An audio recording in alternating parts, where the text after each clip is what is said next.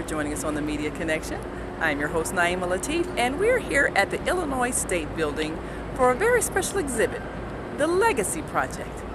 We'll be talking to Victor Salvo, who is Executive Director of the project, and we'll learn some things about a group of people that many think are different, but you'd be surprised how many are in history. We'll be right back.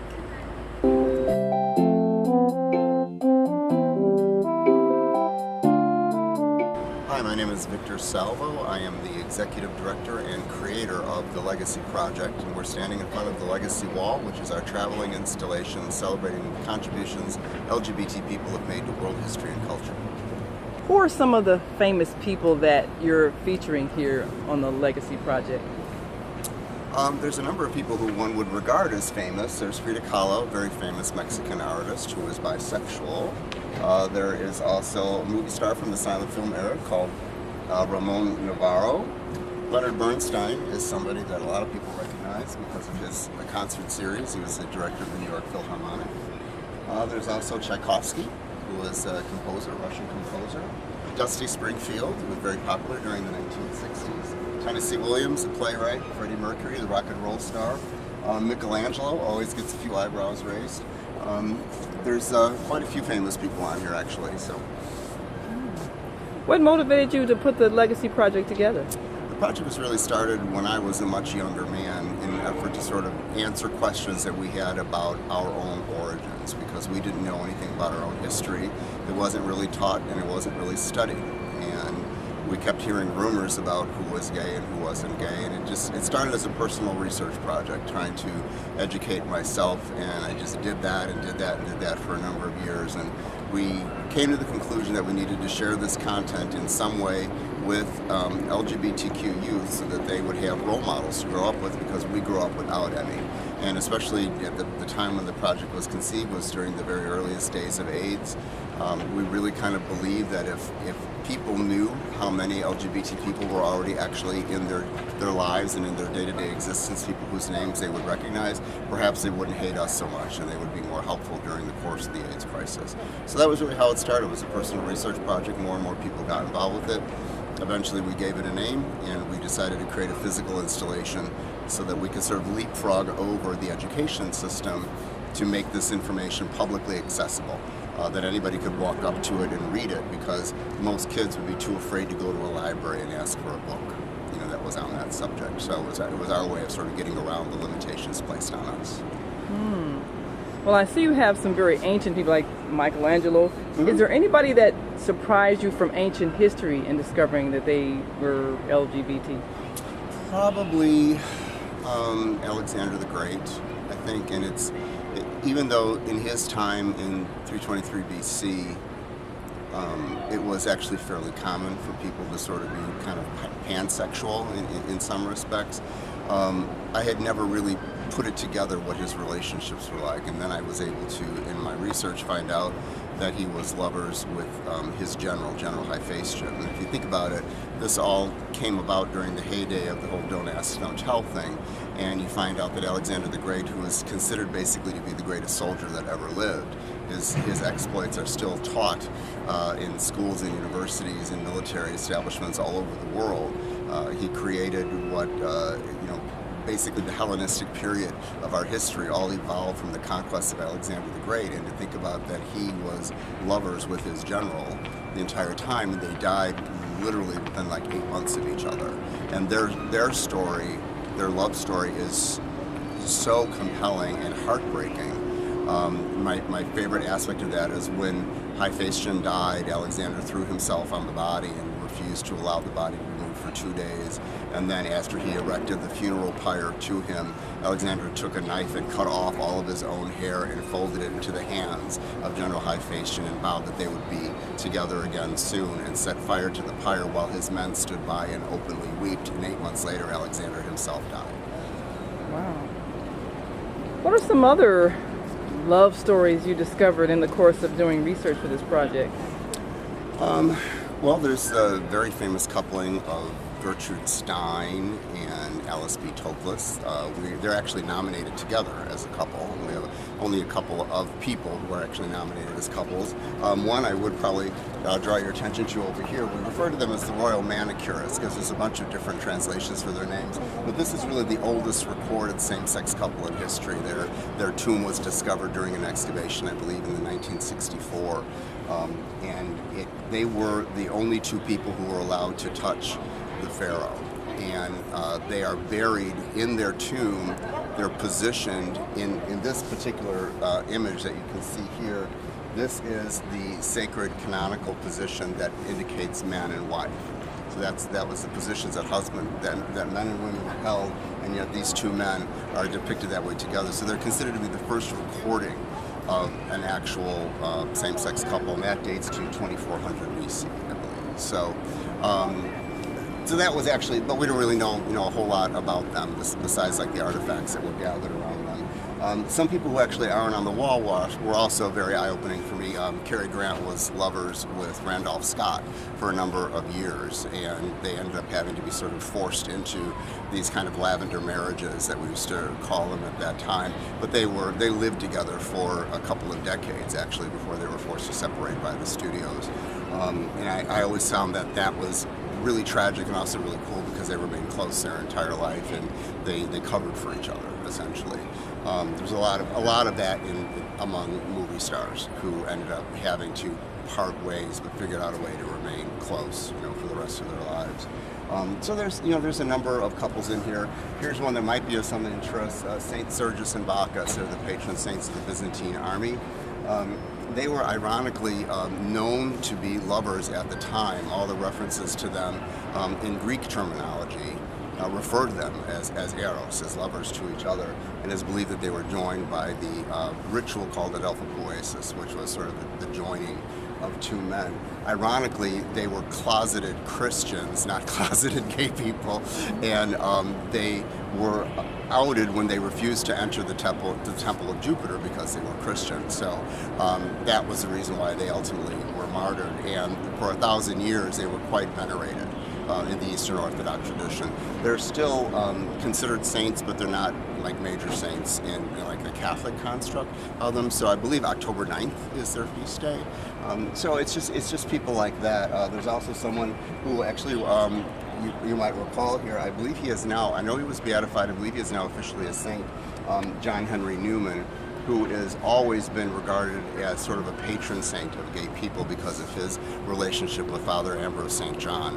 They lived together for 38 years, and when Ambrose St. John died, Father Newman swore that the grief of a husband losing a wife could never possibly exceed his, and insisted and demanded that upon his own death that he be interred with his bones in the same crypt along with Father Ambrose St. John. So the interesting thing is, once someone becomes a saint, their remains are taken to the Vatican. Well, the two bodies were intertwined together in the same grave. So the belief basically is that they had to take both sets of remains and entomb them together. So that was very eye-opening to me. There's no indication that there was ever any breach of priestly celibacy between them, but the passion and the personal letters between them indicated that there was a profound relationship between these two men.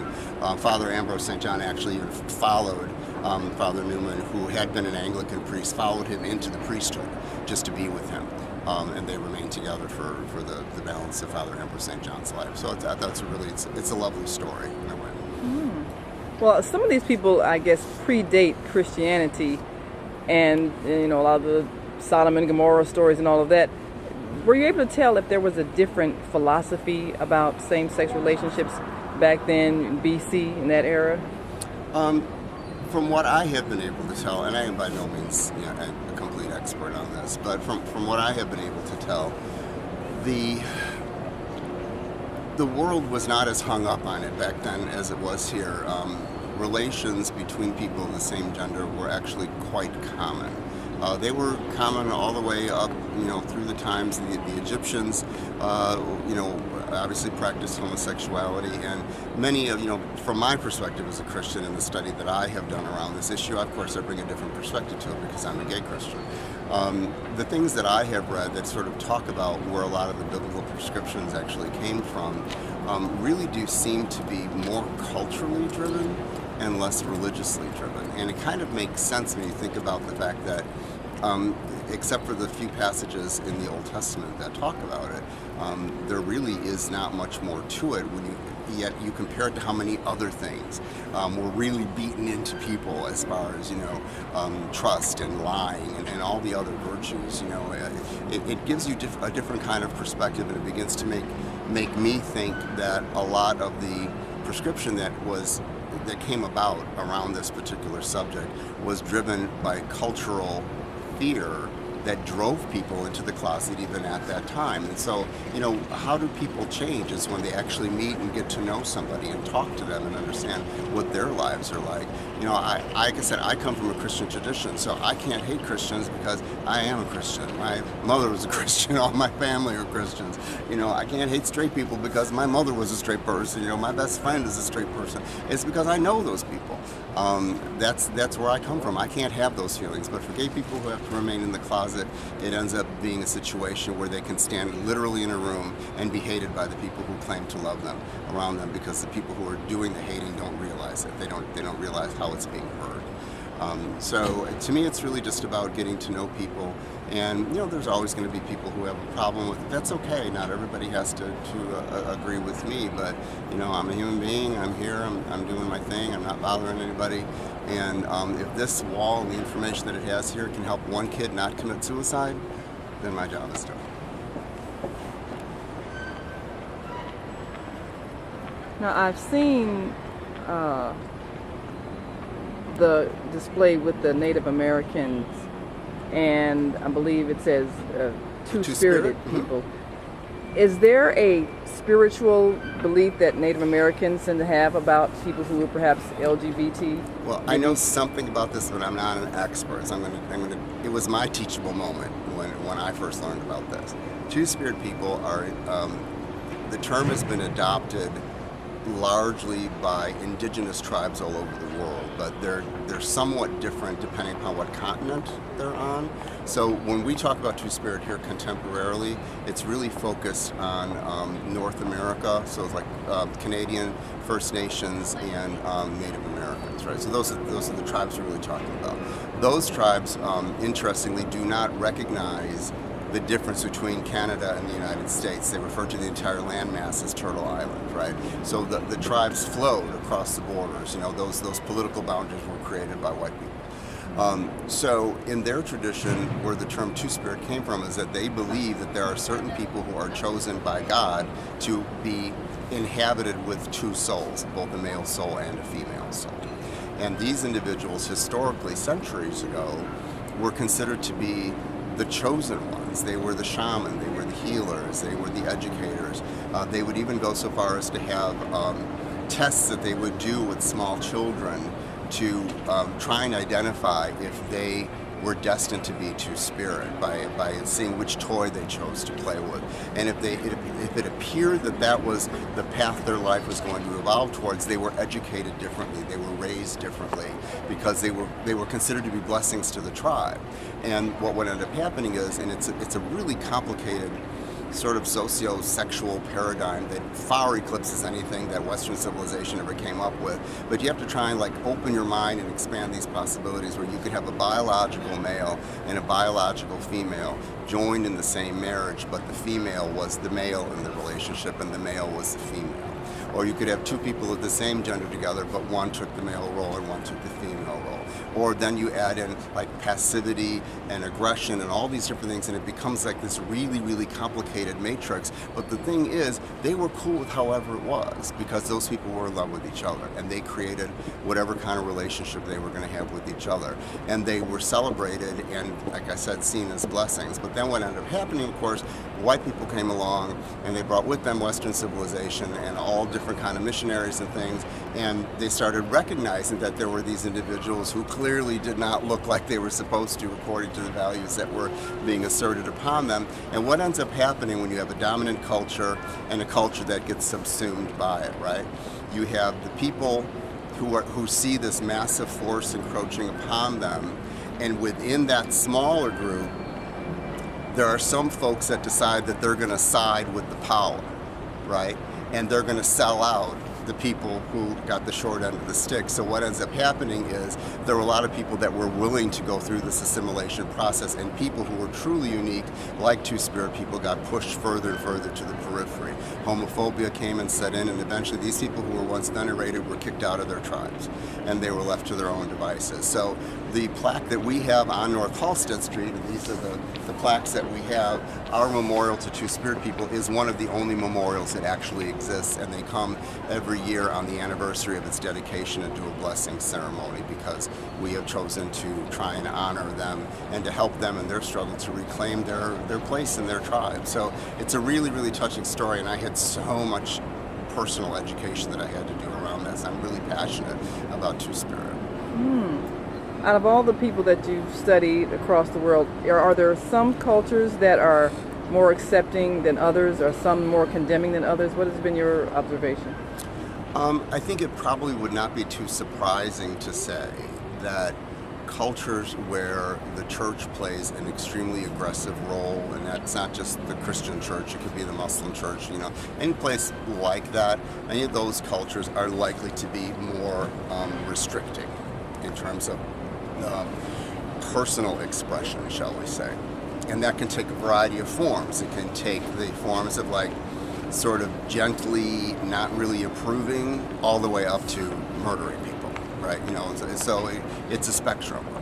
But I would have to say that clearly the Western world has become more comfortable with this subject matter because people have been empowered to come out, and that's really how things change. If people come out of the closet, then other people meet them, and what we see now basically is over the last 30 years there's been a huge migration of people out of the closet. So I think for a lot of folks, they think that everyone is turning gay. The truth of the matter is we have always been here. If anything, this whole installation proves to you we have been around for thousands of years, and we're basically just kind of like the same as y'all, just a little bit different. That's just a little bit different, but we're no better and we're no worse.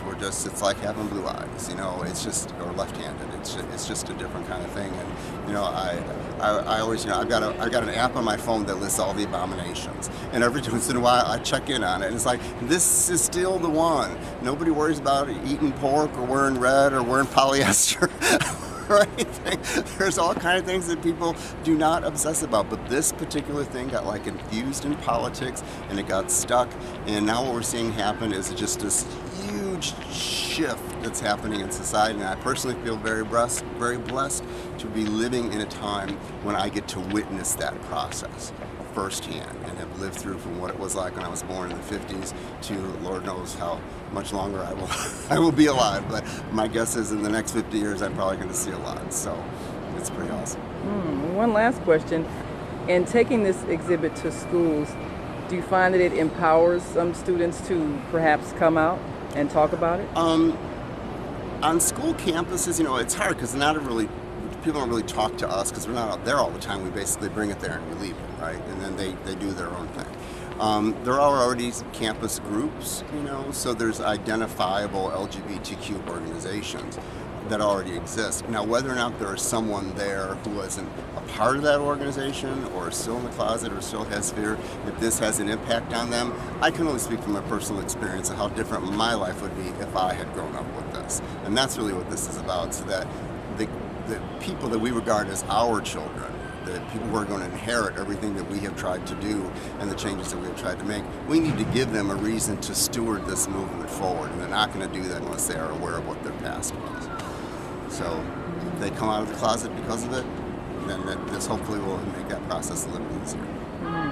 And for those who don't know what the term LGBTQ means, could you break that down? It is lesbian, gay, bisexual, and transgender.